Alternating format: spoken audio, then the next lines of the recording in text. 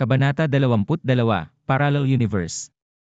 Sinundan ni Sujin si Tangning sa ikalawang palapag at hindi maiwasang mamangha ng tahimik sa bahay.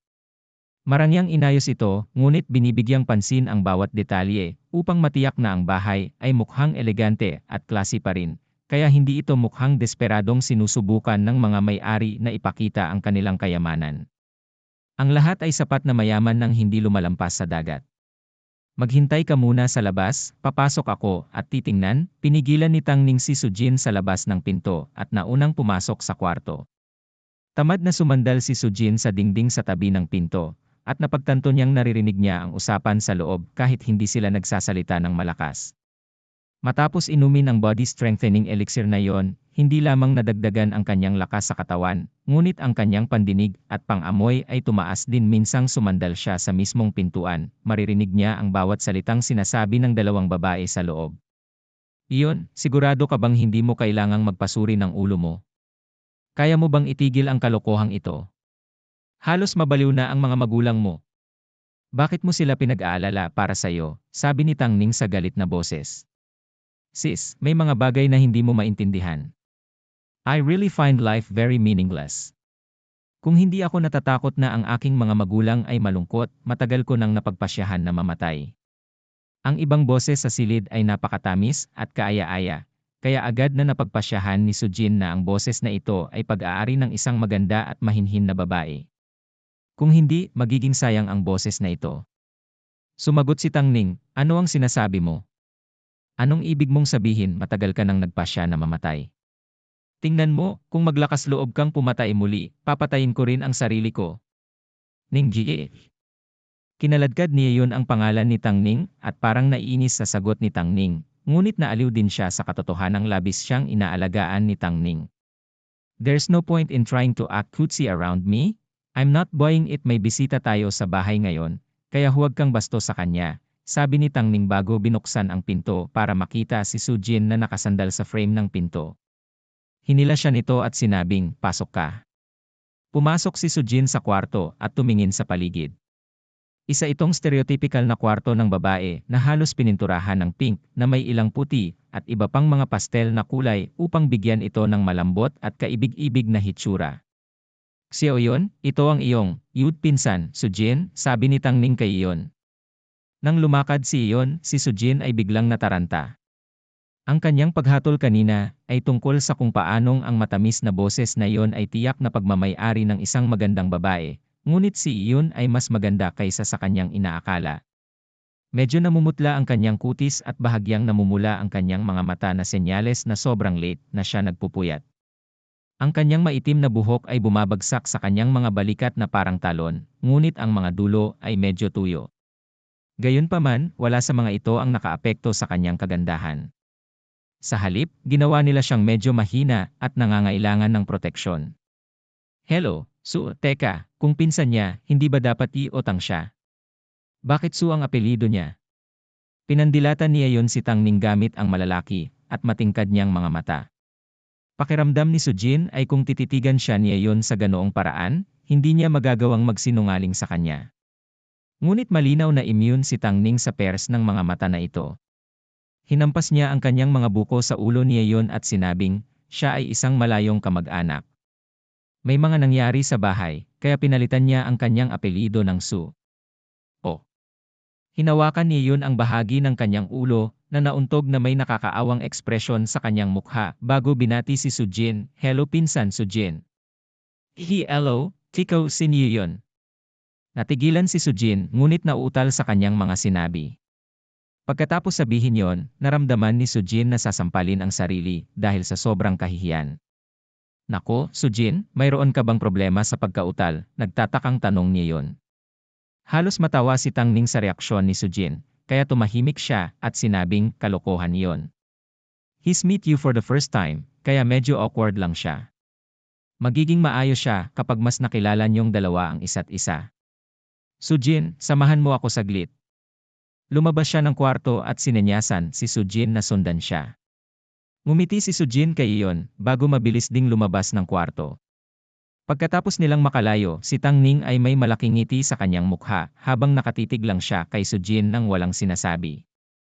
Nakaramdam ng kaunting awkward si Sujin mula sa kanyang pagkakatitig, at nahihiya siyang hinimas ang kanyang ilong. Ako ba, mukha ba akong tanga ngayon? Walang pag-aalinlangan na tumango si Tang Ning. Hindi lang konti.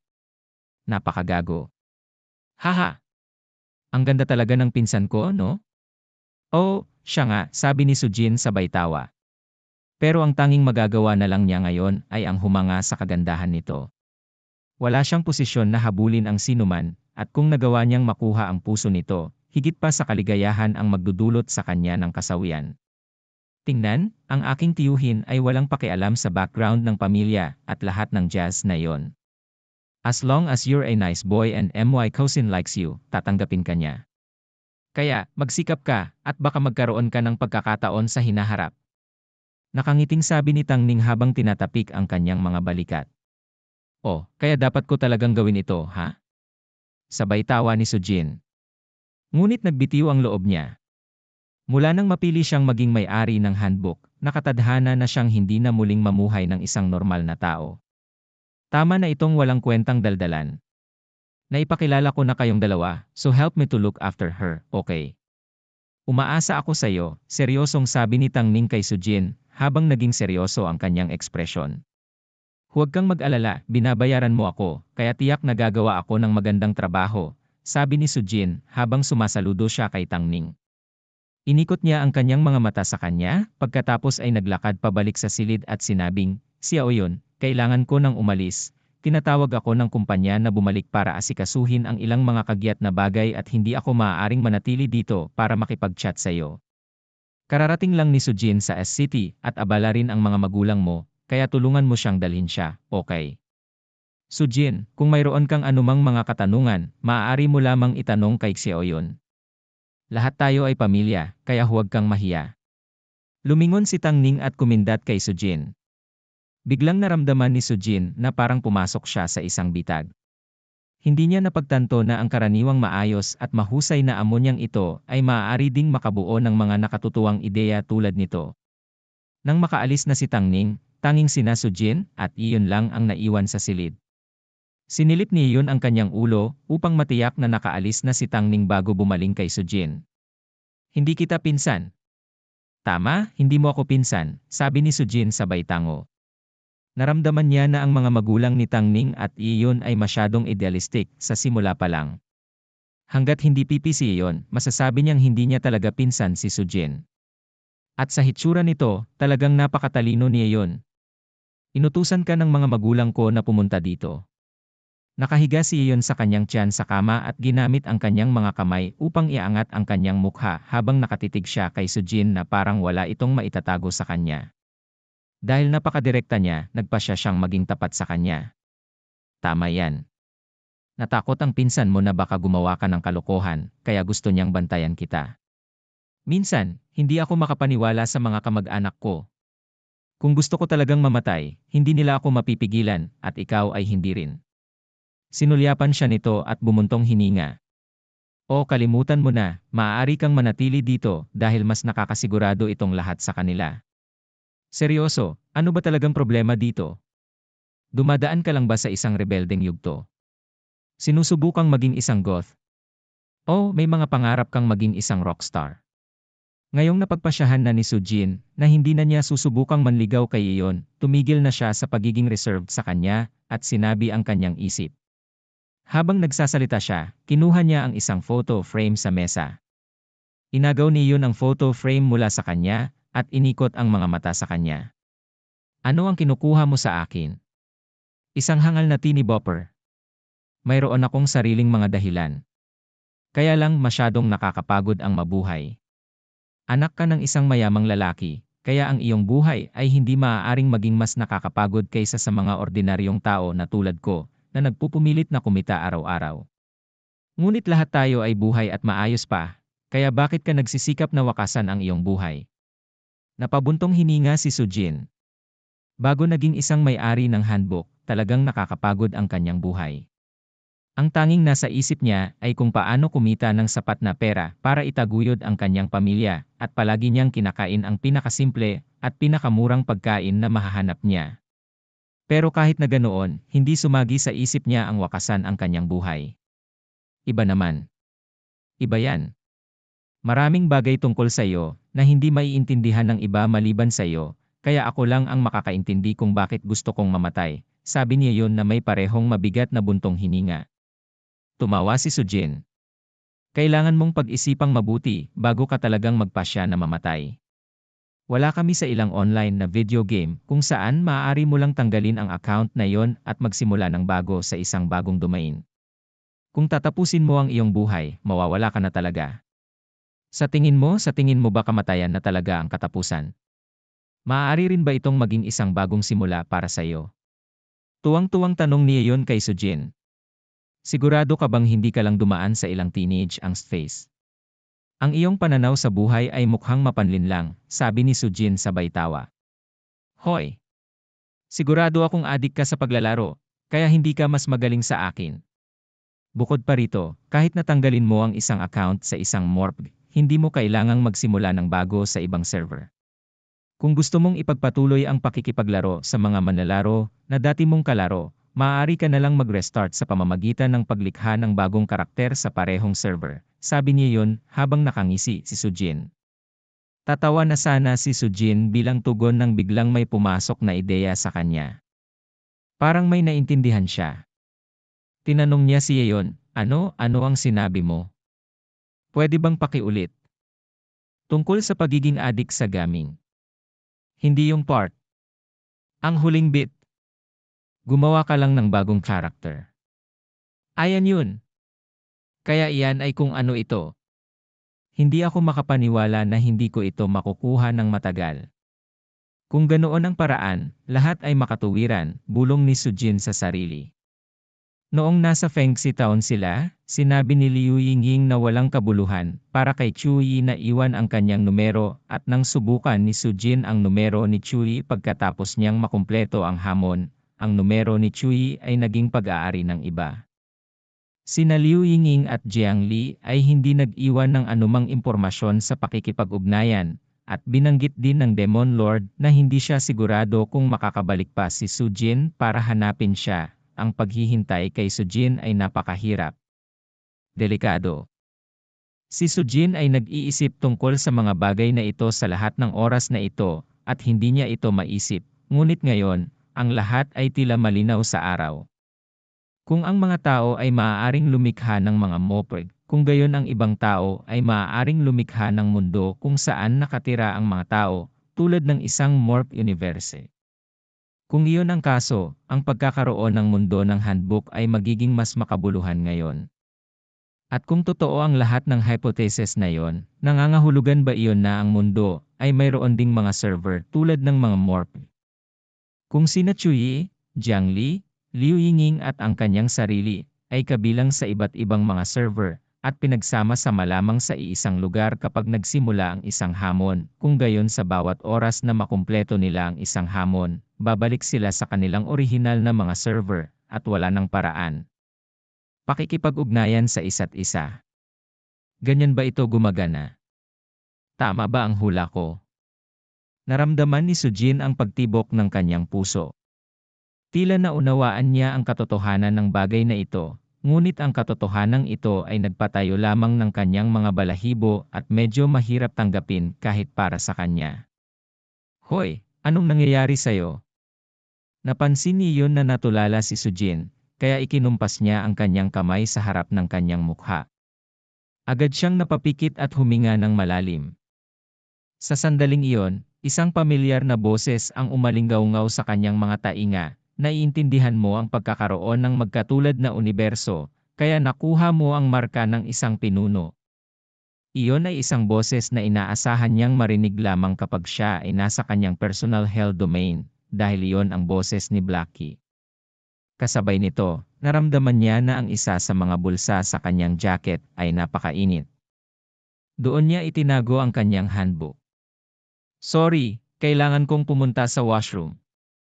Ngumiti ng paumanhin si Sujin kay Yeon. Oh, sigurado. Ito ang pangatlong pinto sa kaliwa mo, sabi ni Yeon, habang itinuro ang isa sa mga pinto sa kahabaan ng koridor. Agad na lumabas si Sujin sa direksyong iyon.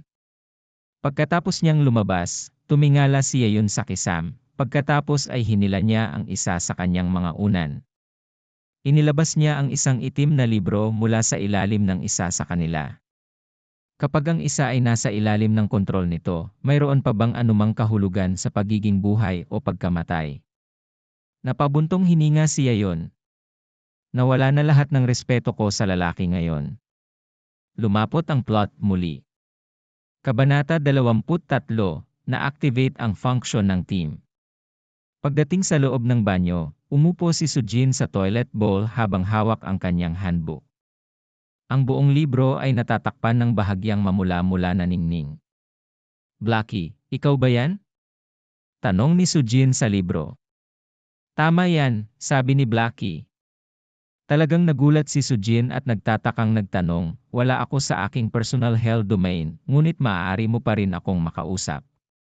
Sa karamihan ng mga kaso, hindi ko magagawa dahil hindi mo pa talaga na-unlock ang function na iyon. Pero dahil naintindihan mo ang sikreto ng parallel universes ngayon lang, nakakausap kita ng ganito pansamantala, paliwanag ni Blackie. Parallel universes. So, totoo talaga ang hypothesis ko, bulong ni Sujin na parang kinakausap niya ang sarili niya. Lahat ng inaakala niya kanina ay nakakatakot sa kanya. Hindi ito ganap na tumpak, ngunit sa isang tiyak na lawak, ang mga paralel na universo ay gumagana tulad ng mga morph na iniisip mo. Ang bawat universo ay hiwalay, kaya kung wala ang kapangyarihan ng Hell's Handbook, walang paraan na ang mga tao mula sa mga universo na ito ay magkakaugnay, sabi ni Blackie. Gusto kong malaman ang lahat tungkol sa parallel universes na ito, sabi ni Sujin. Paumanhin ngunit hindi mo pa naabot ang antas ng pag-access. Maaari ko lang ipaliwanag sa iyo kung ano ang pinapayagan mong malaman sa antas na ito. Kahit na si Sujin ang kanyang amo, tumanggi si Blackie na sagutin si Sujin. Ang antas ng pag-access ni Sujin ay namamahala pa rin sa mga desisyon ni Blackie. Bumuntong hininga si Sujin ngunit walang balak makipagtalo kay Blackie. Si Blackie ay isa lamang na sumunod sa mga patakaran ng sistem, kaya ang pakikipagtalo sa isang robot ay isang kumpletong pag-aksaya ng oras. Sige. Sabihin mo lang sa akin ang lahat ng kaya mong sabihin sa akin, utos ni Sujin. Oo naman. Dahan-dahang nagsimulang magpaliwanag si Blackie. Ang mga parallel universe ay tumutukoy sa mas maliliit na universo na nagmula sa isang magulang na universo. Ang universo ng magulang ay ang universo na unang lumitaw at ang pinagmulan ng lahat ng buhay. Kapag ang parent universe ay umabot sa isang tiyak na sukat, ang sobrang kapasidad nito ay maaaring gamitin bilang isang blueprint para sa mga bagong universo. Ang mga bagong universo na nakabatay sa parent universe ay tinatawag na child universes. Kaya, ang mga child universe ay guni-guni lamang at hindi totoo, nagtatakang tanong ni Sujin. Totoo sila. Halimbawa, kung ang universo ng magulang ay isang sanga ng puno, kung gayon ang mga universo ng bata, ay ang mga dahon na tumutubo mula sa mga sanga. Ang mga dahon ay totoo at ang bawat isa ay medyo naiiba sa isa't isa. Ang mga universo ng bata ay pareho. Matapos malikha, ang bawat universo ng bata ay tumahak sa sarili nitong landas. Kaya bukod sa ilang mga detalye na espesyal na kinokontrol, gumagana ang mga ito tulad ng sansinukob ng magulang, matiyagang paliwanag ni Blackie. Kung ang universo ng magulang ay isang sanga ng puno, ano ang puno ng puno at ang mga ugat ng puno, biglang tanong ni Sujin. Ngunit muling tumahimik si Blackie. Pagkaraan ng ilang sandali, sinabi niya, I'm sorry, but your level of access is too low. Hindi ko masagot ang tanong na ito. So, hindi naman sa hindi mo alam, pero hindi mo masasagot ang tanong ko. Kung ganoon, bukod sa magkatulad na universo na ito, ang Hell's Handbook ay naglalaman ng marami pang iba pang misteryo, bulong ni Sujin sa sarili. Mula sa mga sagot ni Blackie, naramdaman niya na may higit pa rito kaysa sa mga paralel na universo. At kung ang parallel universes ay isang bahagi lamang ng buong misteryo sa likod ng Hell's Handbook, kung gayon ano pa ang naroon. Gaano dapat kabaliw ang isang konsepto upang mangailangan ng mas mataas na antas ng pag-access kaysa sa mga paralel na universo? Hindi maisip ni Sujin kung ano ito, at ang pag-iisip ng isang bagay na nag-iisa ay nagbigay sa kanya ng kilabot. Sa madaling salita, si Chuyi at ang iba pang kasama ko sa hamon ay kabilang sa iba't ibang child universe. Ang ibang child universe ba ay may planetang Earth at mga tao din? Hindi ito maisip ni Sujin. Ang pagsilang ng planetang Earth at ng mga tao sa malawak na universo na ito ay dapat na nagkataon lamang. Kung ang isang tao ay maaaring bumalik sa nakaraan at hayaan ang bagay na muling magsama-sama, maaaring wala na ang mga tao at maaaring wala rin ang Earth.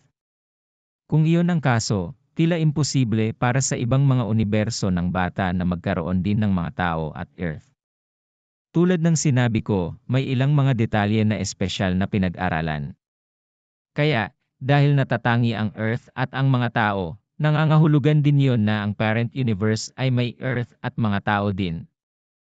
Ang Earth at ang mga tao sa child universe ay isang kopya ng kung ano ang mayroon na sa parent universe, tama ba? Isang mahinang sipol ang pinakawalan ni Sujin.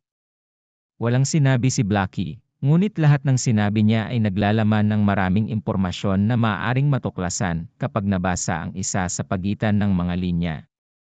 Hindi ko sasagutin ang tanong mo. Ang sagot sa iyong tanong ay higit pa sa antas ng iyong access.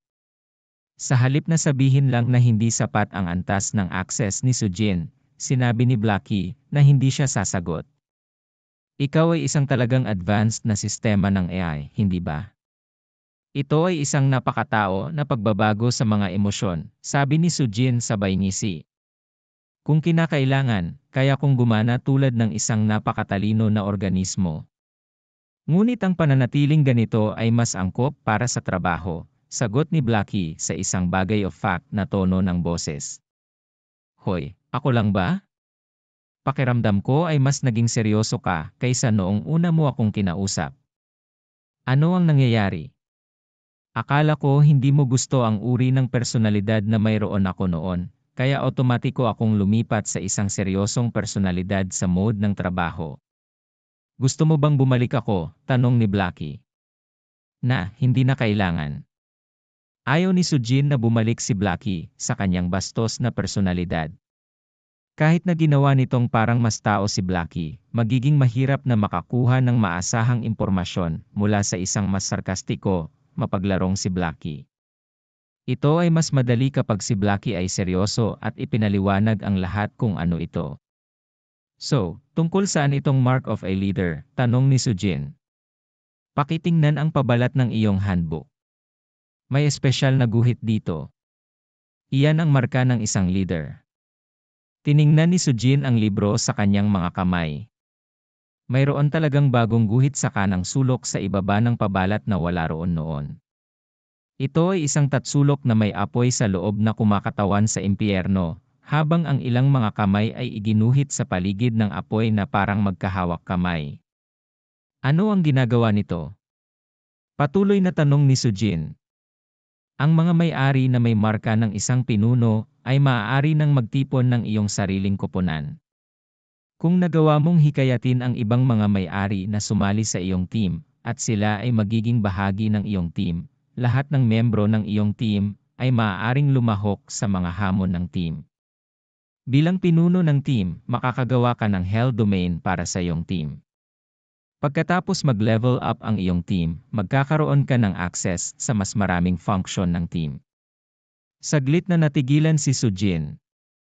Hindi nagtagal ay napagtanto niya na ang bagong function na ito ay talagang napakahalaga. Nang banggitin ni Blackie na ang mga miyembro ng koponan ay maaaring lumahok sa mga hamon ng koponan, ang kanyang palagay ay ang lahat ng mga miyembro ng kanyang koponan ay makakalahok sa parehong hamon sa parehong oras. Sa panahon ng hamon ng Fengxi Town, napansin na ni Sujin na ang lahat ng mga may-ari na naroroon sa hamon ay random na napili. Ang tanging kondisyon ay marahil ang ratio ng mga baguhan sa mga veterano. Dahil random na pipiliin ang mga may-ari sa parehong hamon tulad ng kanyang sarili, kung siya ay mapalad na makakuha ng isang grupo ng mga veterano at mga baguhan na matalino at maaaring lumaban, kung gayon ang kanilang mga pagkakataon na makapasa sa isang hamon ay tataas. Ngunit sa katulad na paraan, kung nakakuha siya ng isang grupo ng mga tao na hindi masyadong mahusay sa ito, posible na ang buong grupo ay mapahamak ng magkasama. Ngunit iba ang pagkakaroon ng sariling koponan. Ang bawat tao na pinayagang sumali sa koponan ay na-vet sana niya at sisiguraduhin niyang may kakayahan ang bawat miyembro. Sa ganoong paraan, masisiguro niyang sasabak siya sa mga hamon sa mga miyembrong may kakayahan na nagpapataas naman ng pagkakataong malampasan niya ang hamon mismo. Tulad ng para sa koponan na nakakakuha ng kanilang sariling espasyo, ito ay tila walang halaga, ngunit ito ay lubos na mahalaga. Naalala ni Sujin kung paano siya nasugatan ng husto sa bayan ng Fengxi at binigyan siya ni Jiangli ng gayuma na mainom na nagpaginhawa kaagad sa kanya. Sa madaling salita, ang lahat ng mga item na pinagpalitan ng mga individual ng kanilang mga puntos sa kanilang mga personal na domain ng impyerno ay hindi kailangang pagmamay-ari at gamitin ng mag-isa. Maaari rin nilang ibigay ito sa iba. Kung pumasa siya sa isang hamon at bibigyan siya ng mga bagong item para sa palitan na naiiba sa iba pa niyang miyembro, may posibilidad na may isa pang miyembro na mag-alok ng item na kailangan niya ng madalian. Sa madaling salita, maaaring gamitin ito ng isang koponan sa kanilang kalamangan sa pamamagitan ng pagpapalitan ng kanilang mga puntos para sa lahat ng mga item na kailangan ng koponan. Iyon ay tiyak na magpapalakas ng pagkakataon ng koponan na makaligtas sa bawat hamon. Dahil magkakaroon tayo ng shared space, nangangahulugan ba iyon na ang mga item na inaalok sa amin sa dulo ng bawat hamon ay magiging pareho din? Nagpasya si Sujin na kumpirmahin ito kay Blackie. Hindi. Ang handbook ng bawat may-ari ay makakakuha ng random na hanay ng mga bagong item. Gayon din, dahil ang iyong koponan ay may sariling espasyo, ang koponan ay makakakuha din ng karagdagang handbook. Mayroong mas mataas na pagkakataon na makakuha ng mas makapangyarihang mga item gamit ang karagdagang handbook na ito, at tanging ang pinuno ng pangkat ang pinapayagang makipagpalitan para sa kanila. That's a benefit of being a leader as well, sabi ni Blackie. Agad na lumukso sa tuwa ang puso ni Sujin. Ang marka ng isang pinuno ay isang magandang bagay na magkaroon dahil ito ay may kasamang maraming kapaki-pakinabang at makapangyarihang mga function. Ang pinakamahalagang bagay na dapat gawin ngayon ay makahanap ng angkop at makapangyarihang mga kasamahan sa koponan. May nabanggit ka tungkol sa pag-level up ng isang team. Tungkol saan yon? Tanong ni Sujin. Ang isang bagong nabuo na koponan ay magiging isang pangkat ng level D na siyang pinakamababang antas. Pagkatapos makumpleto ng koponan ang 5 hamon, ito ay mag-level up upang maging isang level C na koponan. Pagkatapos makumpleto ng koponan ang 10 hamon, pagkatapos mag-level up, ito ay magiging isang level B na koponan. Pagkatapos makumpleto ng koponan ang isa pang 15 hamon, pagkatapos mag-level up, ito ay magiging isang level A na koponan. Ang mga hamon ay magsisimulang mag-ipon lamang pagkatapos ang koponan ay magkaroon ng hindi bababa sa 3 tao sa loob nito. Pagkatapos mag-level up, ang koponan ay makakatanggap ng higit pang mga benepisyo at access sa higit pang mga function, paliwanag ni Blackie ng detalyado. Mabilis na nagkalkula si Sujin. Ang koponan ay kailangang dumaan sa 30 mga hamon sa kabuuan kung gusto nilang lumipat mula sa antas D patungo sa antas ay magiging mahirap iyon, kaya hindi na niya kailangang mag-isip ng labis tungkol doon sa ngayon. Iyon lang ang impormasyon na mayroon ako tungkol sa marka ng isang pinuno sa ngayon. Mayroong higit pang impormasyon at iba pang mga function na magagamit din, ngunit kakailanganin mong alisan ng takip ang mga ito sa isang hamon, sabi ni Blackie. Bahagyang tumango si Sujin. Gusto niyang magtanong pa, ngunit unti-unting nawala ang mamula-mula na ningning sa paligid ng kanyang handbook at hindi na siya sinagot ni Blackie. Ayan yun. Nabigo na umiling si Sujin. Ngunit ang markahan ng isang pinuno na ito ay talagang isang kasyasyang sorpresa. Hanggat ginamit niya ito ng matalino, ang kanyang mga pagkakataon na makaligtas sa isang hamon ay tiyak na mas mataas kaysa dati. Nang makabalik siya sa silid niya yon, napansin niyang bukas na bukas ang kanyang bintana, at nakatingin siya sa kanyang bintana habang nakaupo sa gilid. Halos tumibok ang kanyang puso sa takot, ngunit mabilis siyang kumalma muli. Ang silid na ito ay halos 10 talampakan lamang sa ibabaw ng lupa, at tinatanaw nito ang isang maayos na hardin. Kahit na tumalon si Yeon pababa, ang pinakamasamang maaaring mangyari ay malamang na mabali niya ang ilang paa at masiraan ng anyo. Hindi siya mamamatay ng ganoon kadali sa pagtalon sa taas na ito. Constipated ka ba o ano? Bakit ang tagal mong nawala? Hindi lumingon si Yeon at patuloy na nakatingin sa hardin sa ibaba. Si Sujin ay may nakakatakot na ngiti sa kanyang mukha. Totoong matagal na siyang nasa banyo.